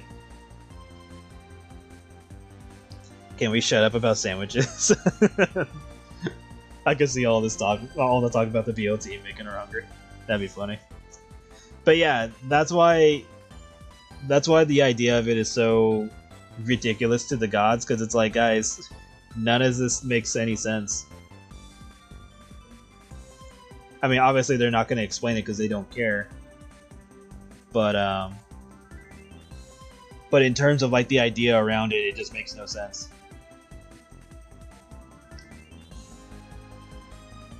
And if anything, it would probably piss them off about like the religions that people do use currently. It would probably annoy them, because it'd be like, so let me get this straight. They have zero proof that any of this happened. They have zero proof that it even is a thing to begin with. Like the idea of praying to this made up story gives them miracles, and yet they hold it, and yet they kill each other over it too. It's like the gods are just gonna think that mortals are just incredibly stupid. Like they made up something and then kill themselves over it.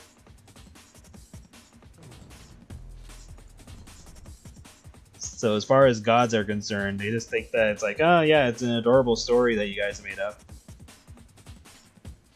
And this goes for like every religion for them.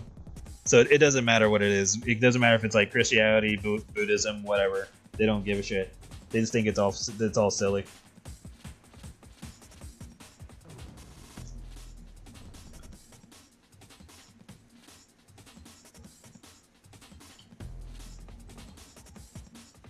Although they'll probably give them some credits, like, oh, they're a little close on that one. They'll probably mention that some of the religions probably close. But I mean, you know, that can be anything, because like at some point you're going to be right about something. You might be a little off. You might even be 100%. But like, it's not even impressive. It's like, well, you have eternity. Eventually, you're going to get something right.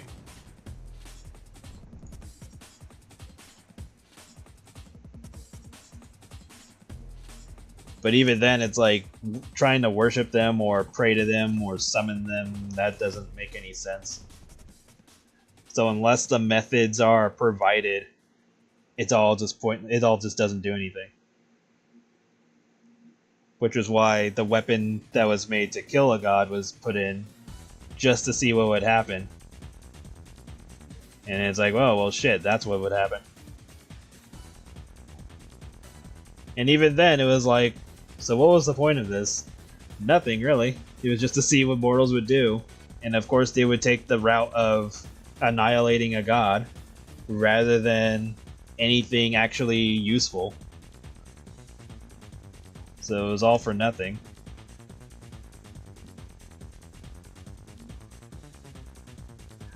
I'd avoid tearing all religions with the same Christian bro. No. Like I'm not trying to say that they're all like Christianity and stuff like that. I'm just saying that whatever it is that people came up with or believe in and stuff like that, the gods just think it's silly. Because it just doesn't work that way.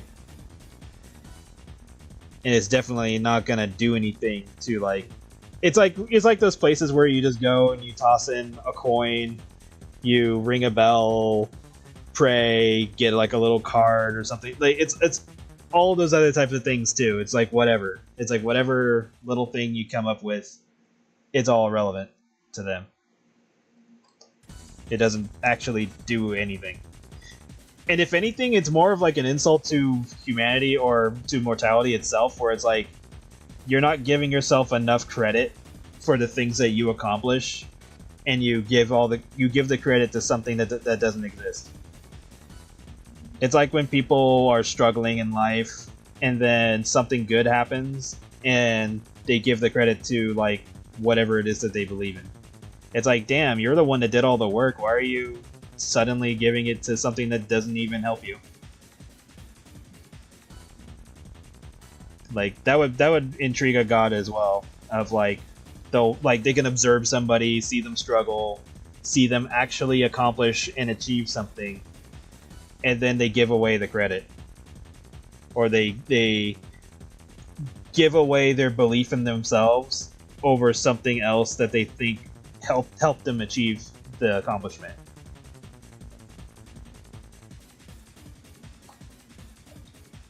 Like that's like another thing that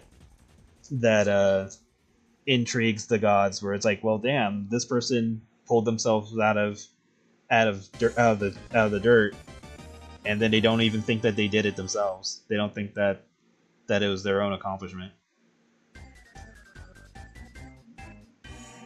And sadly, that happens a lot, honestly. Like, there are a lot of people that don't give themselves the credit that they deserve.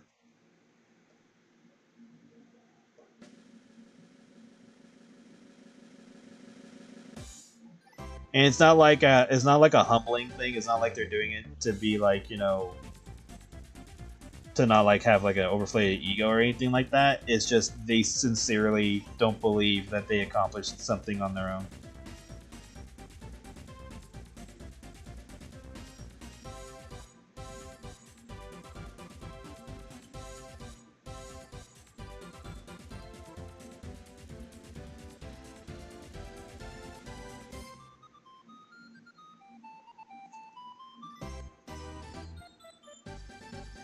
Yes. They don't require it and never did. I would say the only one that would even care would be Revka, but that's because Revka has like a giant fucking ego and wants to be worshipped. And if he had the choice of being the devil, he would definitely take it over Daylock. But he doesn't have the luxury of having that position.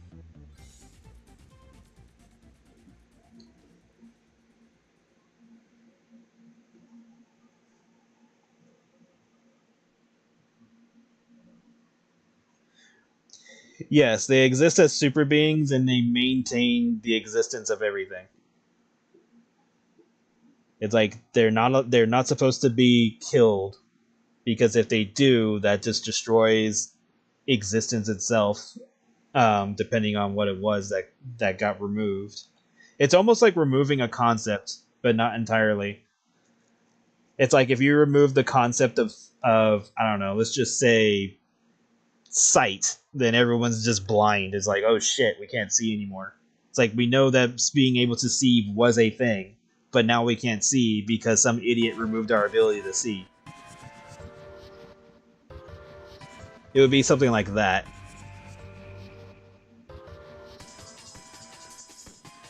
All your achievements, both great and terrible, is fall through their own hands. Religion has a good reason to exist, but man is far too quick to use God to explain away consequences.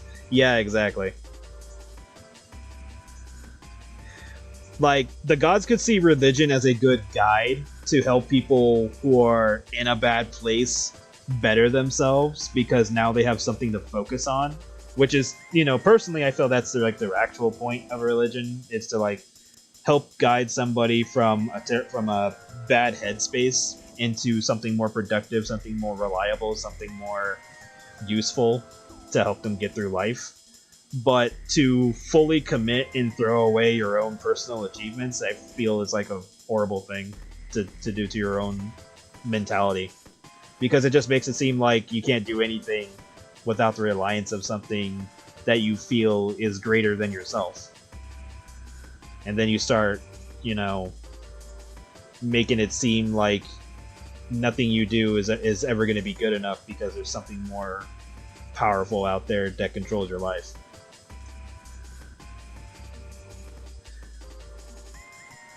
All this talk of godly lore makes me start to think you enjoy characters of cosmic. I mean, I like the idea of like cosmic entities, but that's why I made them all not care. Take your time. But yeah, like I made it that the gods don't care about what mortals do, because at the end of the day, they really don't have there's no reason for them to care. Because again, Earth is not the only place out there that does this stuff. There's billions of planets that do the exact same thing.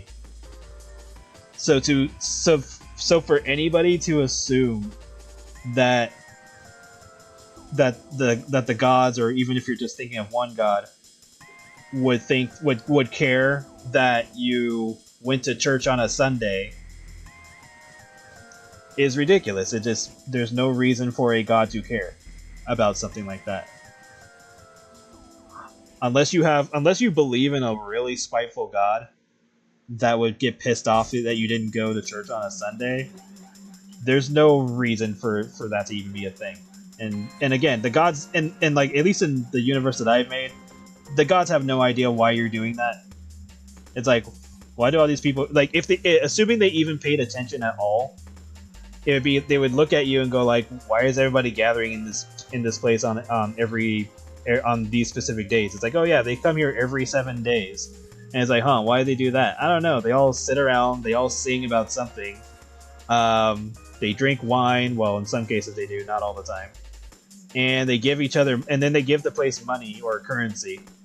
And then they do it again every 7 days. They won't know what the hell you're doing. And if they were to learn about the stories behind it, they'd be like, well, that's dumb. Clearly this person committed, like, let's just talk about, like, the idea of the Virgin Mary. The gods would just look at that going like, no, I'm pretty sure that she cheated on this person and made up a bunch of bullshit to make them, to get out of it. And that's assuming they even commit to that idea. Marcy hanging out with one of her daughters is cute. Yeah, I've been wanting to do that for a while, so I decided to just do it now. But it's going to be broken up into like a few parts, so it's going to be a bit before it's fully played out.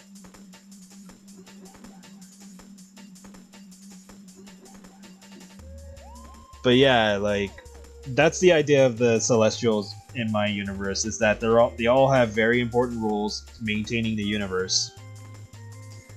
And on very rare occasions do they ever actually journey anywhere in the mortal world that requires their attention, or even manage to gain their attention. And then it's all just like, to them, it's all pointless and irrelevant, and it only matters if they decide to care. So like in Yorjadov's case, she only cares because there's like a large collection of food and stuff like that. And if she can find, like, you know, the best areas with the best food, then sure, she'll probably be more likely to appear than any other god. But normally she wouldn't show up at all, because there's no reason for her to be there.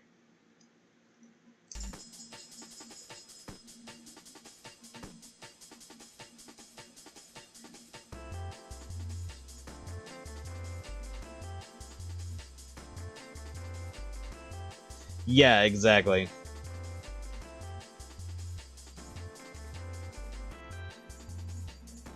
And a few of the gods get it. They're like, okay, mortals tend to have random celebrations about stuff, but they all just see it as very arbitrary and like not important. And it also falls into one of those situations where it's like,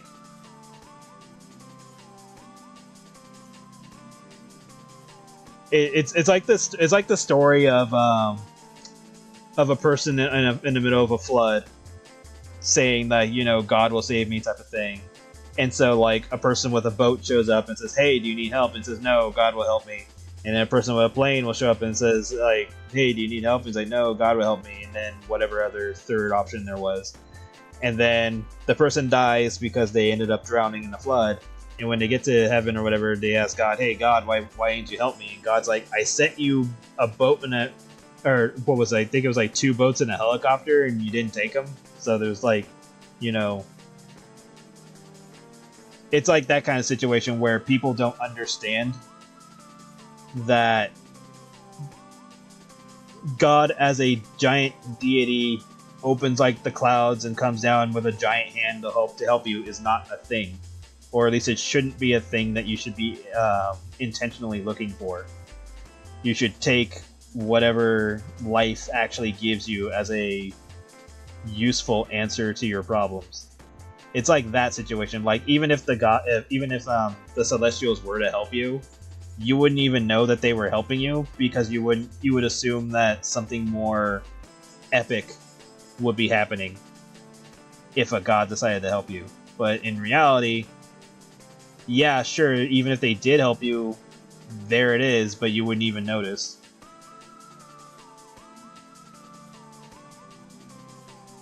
And even then, if you manage to pull yourself out of the problems that you're in, you wouldn't even give yourself the credit. You would give it to a god that you made up, which is like a further insult to a god. It's like, well, I helped you and you gave it to something else that doesn't exist, so why am I to care now? And that's assuming that a god is like petty enough to act like that. Revka would probably be that petty god, but realistically, they would just be like more confused, if anything. They'd be like, I don't understand. I helped this person out, and they gave thanks to some book that somebody else made up. Like, I don't understand. That would be an interesting conversation. Yeah, get all the Celestials together and make a fucking book club. And they'd be like, so I read the Bible, and this is the weirdest shit I ever read. And they'd be like, what?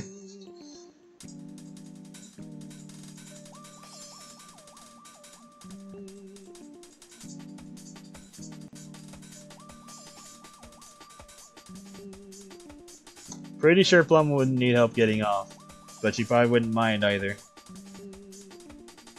People tend to confuse and mix metaphysical and spiritual with physical a lot. Yeah. But again, it's just one of those things where it's like, the Celestials are literally just there to do their job. They're not there to fulfill requests. And even if they did, it boils down to, do you even know what happened type of thing.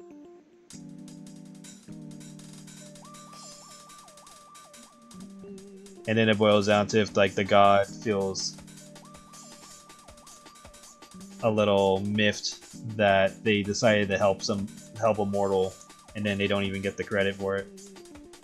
Like most gods wouldn't care, but if any of them did, that'd be like another issue. Because if they do care, that means they'll help less in the future. And that probably became the case. Because you gotta remember, they've been around for eons. So there could have been situations where they did help mortals more often. But because mortals made up their own beliefs and stuff like that over time, the gods just kind of fell out of favor. It's like, okay, we already know how this is going to play out. Let the bastard die, or let the bastard deal with their own problems. Or, okay, I'll help him out. Okay, oh, cool, I got praise, and then that's kind of it. It's like a blip in their lives. Okay, I think I've been doing enough of these details now. Alright, I think we're done with Bacon. Are her eyes glowing enough? Let me just double check that. This is fine.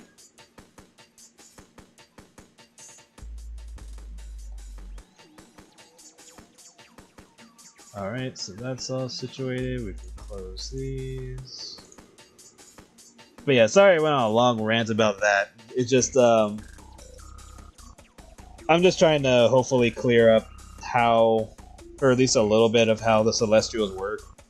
Because they're supposed to just be the representation of like literal laws of the universe type of thing. And it's like, they're like very vital to certain aspects and concepts. So like, even though there's technically a god for literally everything, some just have bigger roles than others. And then whatever it is that they represent has to be at least somewhat essential to the existence of everything. So like, yeah, there's like a god of nightmares, there's a god of dreams and stuff like that, because those are essential concepts. But like, there would not be a god of like, say, Two-Faced, for example. Like, it wouldn't make sense unless we're gonna tie it to either Yorjadov because I'm sure there's somebody who considers Two-Faced a type of food of some sort, or it'd be like another god that represents like health and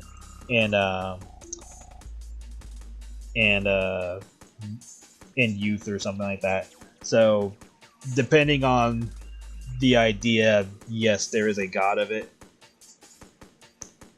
but a lot of the gods do not pay attention to mortals because they are doing their own thing more often than not, or, you know, maintaining their jobs.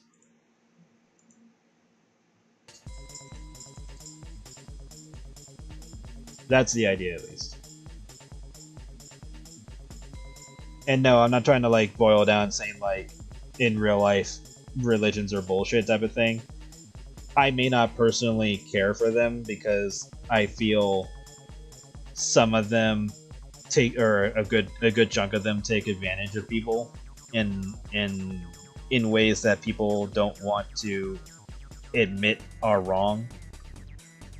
But aside from that, you know, that's just my own personal thoughts. I'm not trying to push any main thought on anybody. It's like, nah, that's just what I think about it. But I'm not going to say religion's not a useful thing. I think it's useful for people who need it, but I don't think it should be seen as a law to enforce on people, which it often is used for. But that's it. That's all I can really say on the matter. Anyway, back to this. New OC Colgate. God of toothpaste. If I ever made a god of toothpaste, it'd be a fucking dinosaur. Just a toothpaste dinosaur. Fuck it.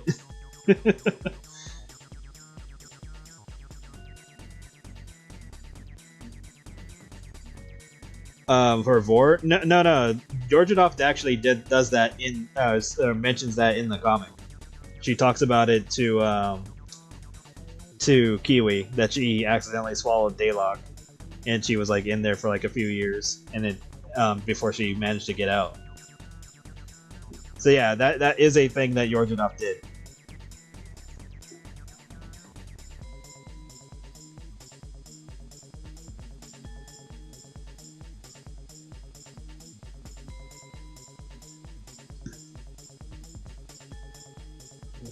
Worship Cole.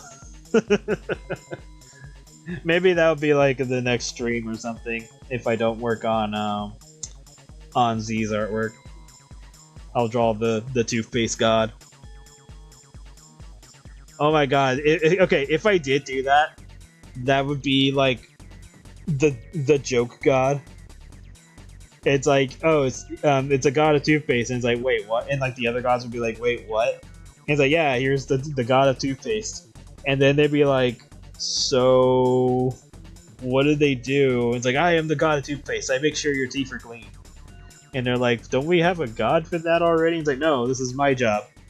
And then secretly, like, one of the other characters mentions, like, guys, that one's a joke. Just let them have this. And they're like, oh, okay. So he'd technically be like the god of jokes, but he won't realize. Like, he's actually like the god of jokes, but he doesn't know that he's the god of jokes. He just thinks he's the god of toothpaste, and that's it.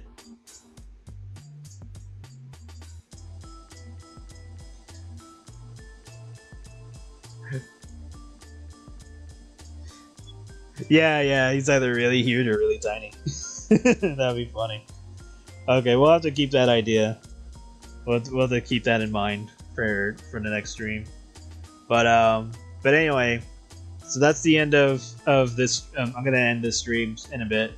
Yeah, here's Bacon just chilling on a building, being a little shit. Yeah, this was fun. I had a good time drawing her. Sorry that I took a bit of doing it and all that, but you know it is how it is. I rant. But yeah, that'll be it for tonight. Gonna keep working on the Fat Lovers Club that I'm working on, as well as another collector set. The next collector set is gonna be maid themed, so I'm gonna use maid characters and possibly one other character that people might like in a maid outfit. But yeah, I'm still gonna just work on the stuff that I'm usually working on. I hope you guys have a good night, and I will see you guys next week because I'm not streaming on Friday. If I do stream on Friday, that'll be whatever random thing that I usually do. But yeah, I'll see you guys next week. I want to say Monday, but I might just do Tuesday, so that way I'm more fresh for another stream. But yeah, I hope you guys have a good day, night, evening. And yeah, just you guys have a good day, alright?